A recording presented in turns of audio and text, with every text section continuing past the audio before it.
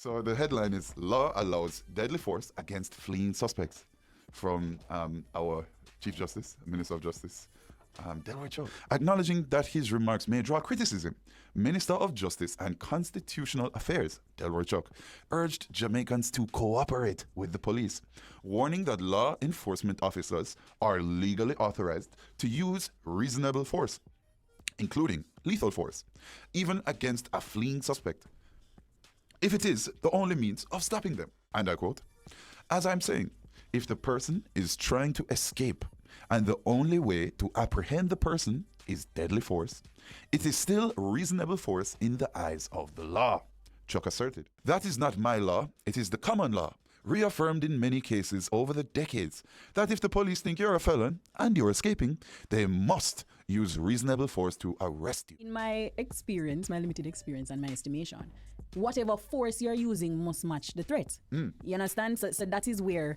reasonability comes into play. It must be proportional. It must be necessary. Can I ask you a question? Go ahead. Are you still a threat when you're fleeing?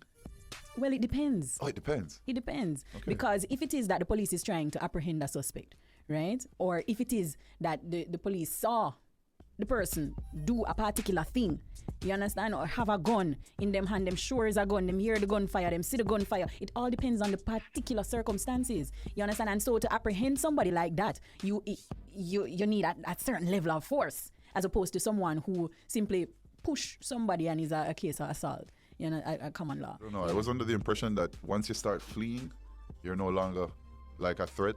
So like if a licensed firearm holder was to shoot somebody whose back is turned and they're fleeing from the situation, that's not really self-defense anymore, is it? Does the person who they shot in the back, does that person have a gun? Was that person threatening before? So that is why I'm saying, you know, you need to assess each situation on their merits. It can't be a one-size-fit-all type of thing.